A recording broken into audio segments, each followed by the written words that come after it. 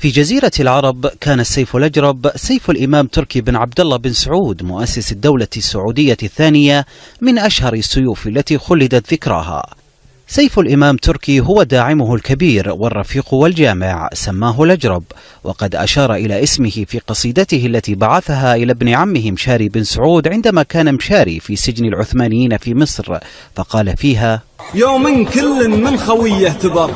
حطيت الأجرب لي خوي مباري، نعم الرفيق اللي سطى ثم جر يودع مناعير النشامة حباري. كان السيف الأجرب الداعم للإمام تركي بن عبد الله في تأسيس الدولة السعودية الثانية،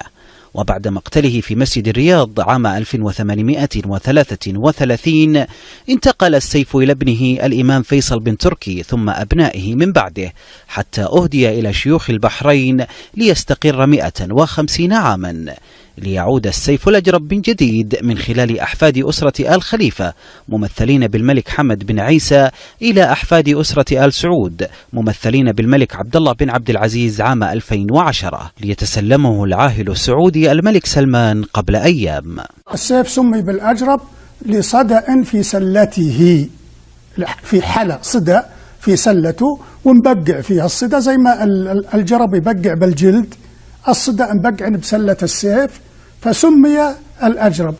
أبناء الملك الراحل عبد الله بن عبد العزيز أهدوا الملك سلمان السيف الأجرب، ومعروف عن العاهل السعودي متابعته الدقيقة لتاريخ جزيرة العرب، ودارة الملك عبد العزيز التي تعنى بتاريخ الجزيرة واحدة من نتاج هذا الاهتمام. محمد اليوسي، العربية.